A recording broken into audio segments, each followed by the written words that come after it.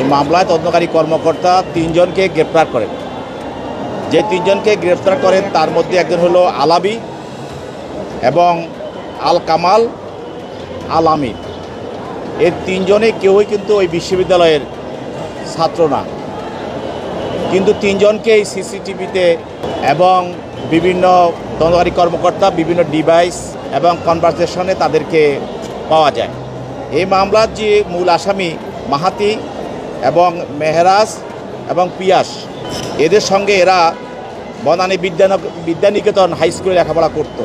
পরবর্তীতে এদেরকে ডেকে নিয়ে আসা হয় এবং আরও অনেককে এভাবে ডেকে নিয়ে আসা হয়।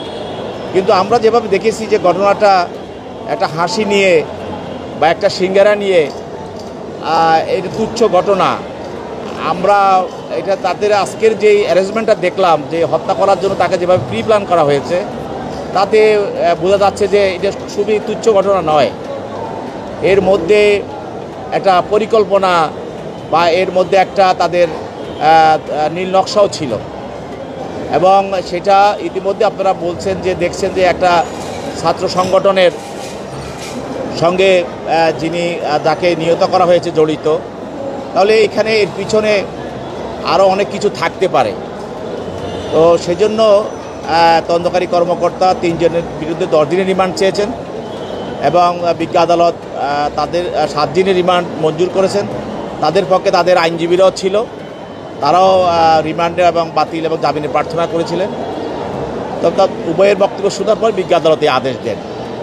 তো এখানে আমরা বলেছি যে আমরা তো স্কুল কলেজ ইউনিভার্সিটিতে আমরাও লেখাপড়া করে এসেছি, কিন্তু আমাদের মধ্যে ঘটনা ঘটলে আমরা সাধারণ একটা ঘটনা আমাদের মধ্যে ঘটতো, কিন্তু একজনকে মেরে ফেলতে হবে এই ধরনের পরিকল্পনা আমরা দেখি নাই। কিন্তু সেই জন্য এই ঘটনাটার মধ্যে শুধু তুচ্ছ ঘটনা দেখলে হবে না, আমাদের মনে হচ্ছে যে এটার পিছনে আরও ঘটনা থাকতে পারে। সেই জন্য এটাকে তদন্ত করে বের করার প্রয়োজন। সেই জন্য তদন্তকারী কর্মকর্তা এই রিমান্ডটাই প্রার্থনা করেছেন।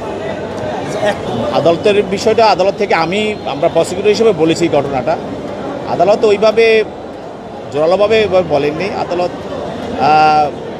বলছে যে সামান্য কথা বলছে, তুচ্ছ ঘটনাটাকে এইভাবে হওয়া উচিত না। তাদের গাইড করতে হবে এবং তাদেরকে মানবিক শিক্ষা দিতে হবে, নৈতিক শিক্ষা দিতে হবে। শুধু যে ওই যে প্রাতিষ্ঠানিক শিক্ষা দিলে হবে না, সবাইকে নৈতিক শিক্ষা দিতে হবে, তারপরে মানবিক শিক্ষা দিতে হবে এবং বিশেষ করে বাচ্চাদেরকে খেয়াল রাখতে হবে যে বাচ্চারা কোথায় যাচ্ছে, কি করছে, এগুলি তাদেরকে প্রতি খেয়াল রাখতে হবে। এবং ঘরেও দেখা যাচ্ছে আমাদের বাচ্চারা সারাদিন মোবাইল নিয়ে বসে থাকে, তারপরে মোবাইলে অনেক তারা কী করছে, এগুলি আমাদের সচেতন পিতামাতাদের অবশ্যই সমাজের যারা আমরা আছি আমাদেরকে খেয়াল রাখতে হবে। তাহলে আমাদের ভিতরে আমার মনে হয় গণসচেতনা সৃষ্টি হলে অবশ্যই আমরা এই ধরনের ঘটনা থেকে আমরা